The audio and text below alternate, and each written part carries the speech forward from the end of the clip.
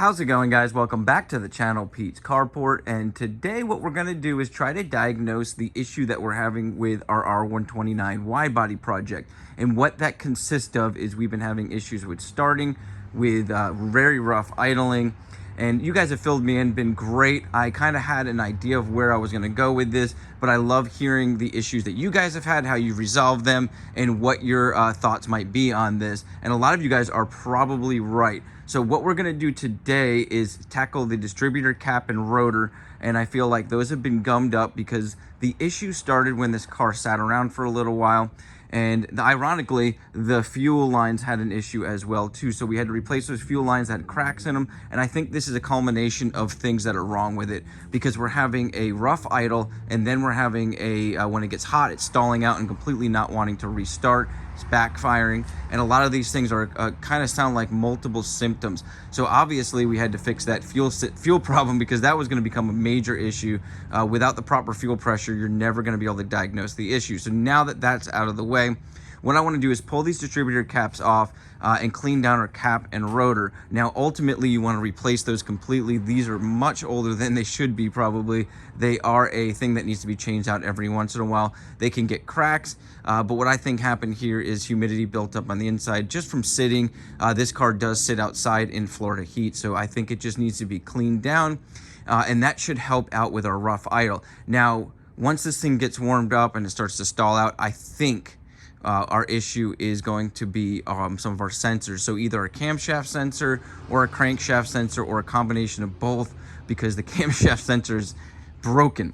So I went to look at it the other day and it just crumbled in my hand. So I obviously know that that's an issue, and I've already ordered that. It's on its way, and I'm hoping to get that in on this video. So let's go ahead, pull our cap and rotor off. There are many ways you can clean down the points on these. It's very easy to get to. Probably take 10 minutes to pull each one off. Then we can clean it down. I've even seen a video where a guy used Marvel Mystery Oil, vinegar on them. I don't think ours are going to be that gummed up. In all honesty, I pulled them off the other day and looked at them, and they had some buildup on them. It's not a crazy buildup, but we should be able to clean this down with some parts cleaner. So that's what I'm going to use. This is what they had readily available at the store, and they were actually pretty cheap. This were like buy one get one free right now. So I went and picked up a couple of bottles of this.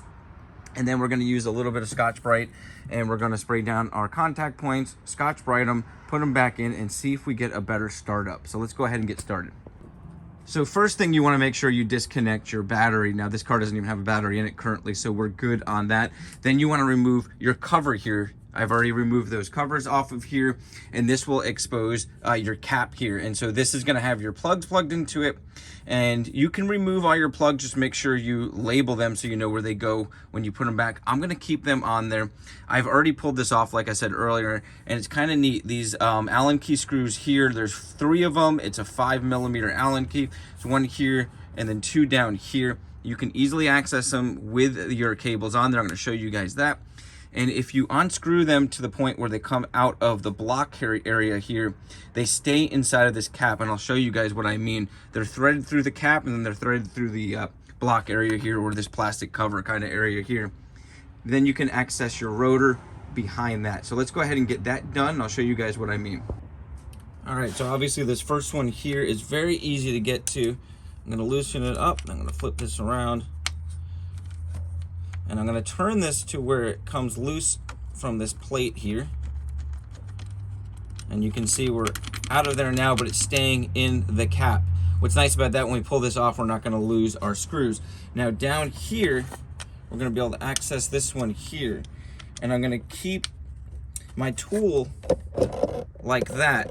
And what I could do, because we're in Florida, we don't really have any corrosion, which is really nice. Build up on this. Unfortunately, we have the humidity that creates issues, but what we can do now is I can grab like an extension pole or something with a small hole in it, put it over this, and be able to turn this and kind of break it loose. I'm gonna grab a little pole thing, and then we're gonna break this loose.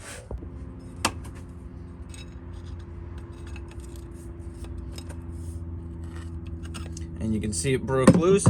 Now we can unscrew this. And we're going to do that to our last one too. And I'm just going to unscrew this till it comes off of that plate or block. There it goes. And I'm going to move over to this last one, which you won't be able to see. And I'm just going to do the exact same thing here. I see it came loose. Now I'm gonna keep these wires on here like I said, because we're just gonna pull this off. And you can see there, I did slightly clean these up with the Brillo pad, but I just did it very lightly. You can still see there's a lot of dirt and stuff in here. So I'm gonna be able to now lay this like this, grab our can of spray, and I'm just gonna hit, take that tab off. Just gonna hit these, be careful you don't spray yourself. All right guys, so just to fill in, what I ended up doing was spraying more of the fluid and just kind of letting it soak in there. Let it sit for about 15 minutes. I went ahead and grabbed this brush right here, and all I'm gonna do is brush these points, this little copper brush. So it's a little softer bristle, but it will be able to remove any of the buildup on here. And it looks like it's doing a good job.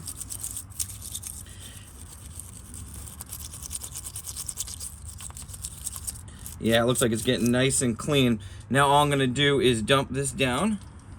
I'm gonna spray it out a little bit more.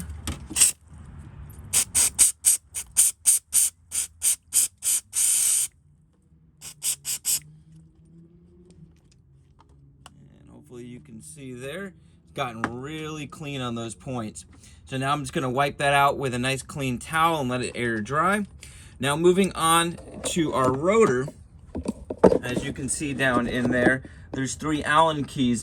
Ironically, I'm missing the size Allen key on my set here, and I can't find another backup, but I think it's gonna be a 3mm based on what I see that I'm missing. So I'm gonna go ahead and just clean that while it's in there. There's no point in fully removing it. We wanna get this area right here, this metal piece, cleaned. So all I'm gonna do is hit it with the same cleaner, and then take my brush, get that area cleaned down, wipe it down and let it air dry for a little while, and then we can move on to the other side and do the exact same thing. And like I said, this should make a big difference on our rough idle and allow us to fully diagnose if it's still gonna be stalling out once it warms up. So let's go ahead and get this done, get this put back on, and we'll do a startup. Okay, just pulled off the other side and you'll get a better idea of how corroded this could be. And look how dirty it is in there. So at this point, I might as well just spray all this area down, get it all cleaned down. And you can see how quickly that spray dries off. That's why I like to use this. It's already dry in there. We're gonna still let it air dry for a little bit. But this parts cleaner is really nice because it dries off really quick and you don't have to worry about waiting all day for this stuff to dry down. So let's move on. I'm gonna clean this one down like we did that one, and we'll fire her up. All right, guys, everything is put back together. We got her battery hooked up. Let's jump inside and see how she starts up. See if we can get a good idle out of her. All right. Gonna let the fuel pump add a little fuel. See? Oh, not a great start there.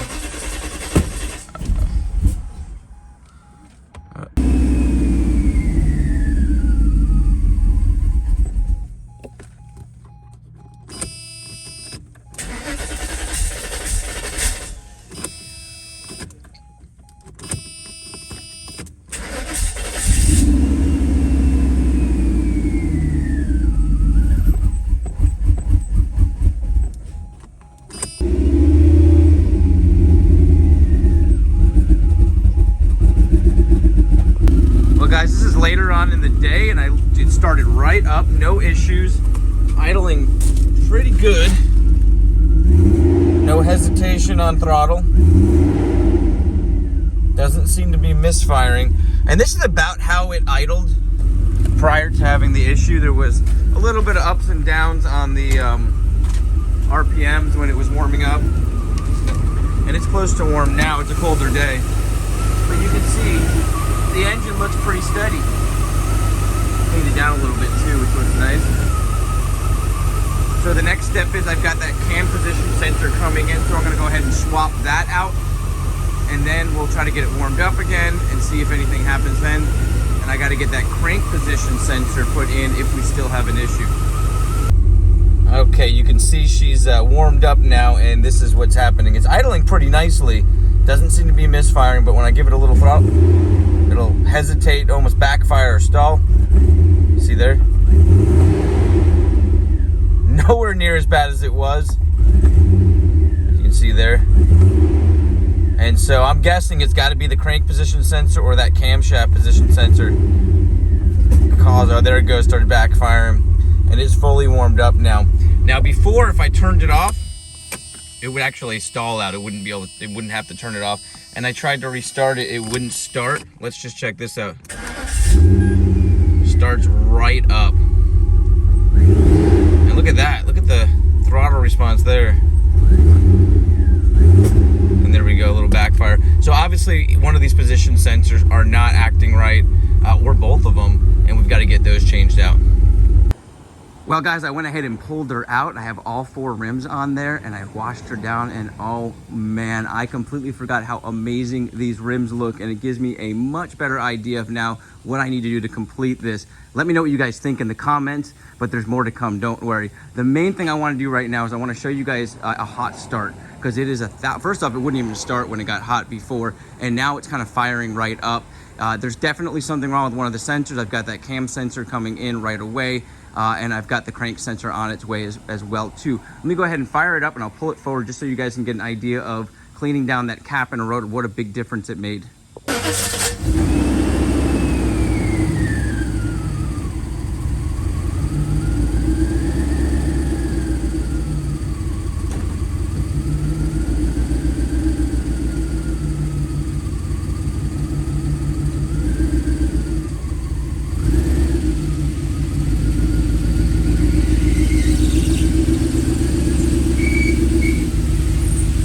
All right guys, a few days later, and our new cam sensor came in, and I wanted to show you this because I haven't shown you guys yet. It is completely snapped off, as you can see. So obviously this is going to be causing an issue. The benefit of how it snapped is we can easily get to these Allen key bolts. This is a pretty easy part to change out, but now we can take out those 2 Allen key bolts, pull out our old one, unplug the old one, and plug in our new one, screw it, tighten it all up, and we'll fire her up, and hopefully this gets rid of all of the hesitation, all the stalling, because by cleaning out our cap and rotors, what a difference. It's staying started now. It starts up. It just doesn't start up perfectly. So it actually started up really nicely for me a couple of times that I didn't get a chance to film, but I think this is going to fix it. And if this doesn't fix it, we'll be moving right on to our crankshaft sensor. But I think this is going to be our issue, and hopefully, fingers crossed, we can get this thing running great today. So once again, 5mm Allen key for these 2 little bolts holding the sensor on. Pull these out. And that should allow us to slide the sensor completely out, and we'll slide our new one in.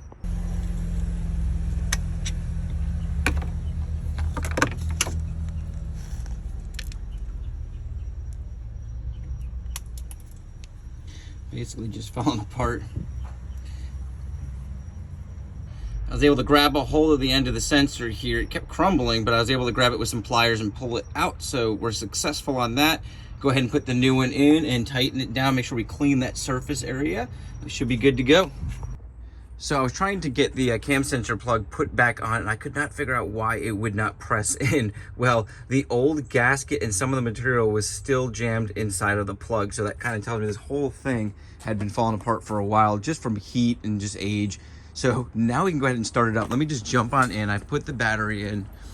And what we're probably gonna see is just better revs. And also, hopefully, when it heats up, it's not gonna stall or stumble. So let's go ahead and see if we can get it started. Well, that was a lot better. Just a few cranks. It's kind of coming down a little bit, but going back up there. All right, I haven't hit any gas, and it's not stalling out or even seeming like it's going to, so that's good. Since I've owned this car, it's kind of had that up and down until it warms up. So that was actually natural with this car way before I had any issues. I'm gonna let it warm up and then I'll come back, guys. Well guys, this is looking very promising. It's almost fully warmed up right now, and it's idling almost perfect. It's just keeping a steady idle. If I rev it, revs up nice and easy. It would not do that before. It would kind of stumble and it would come back down and stall out. Real good news. So I think what I need to focus on now is getting those spark plugs changed out, because those have not been changed out in my hands.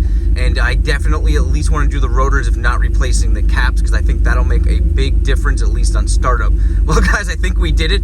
I believe I'm gonna have to end the video here, because really my goal was to be able to move this car around before the end of the video, and I think I'll have absolutely no problem moving this car now. This engine sounds like it's running 1,000 times better. Obviously, I still think I need to do spark plugs, but they've never been done. I'm doubting that those rotors are perfect, so I would like to change those out. But at least I can now take it for a drive, test out the fitment, and do all the things that we need to do to get this car where I want it to be and have this wide body look amazing. You guys have an awesome day, a blessed week, and I'll catch you on the next video.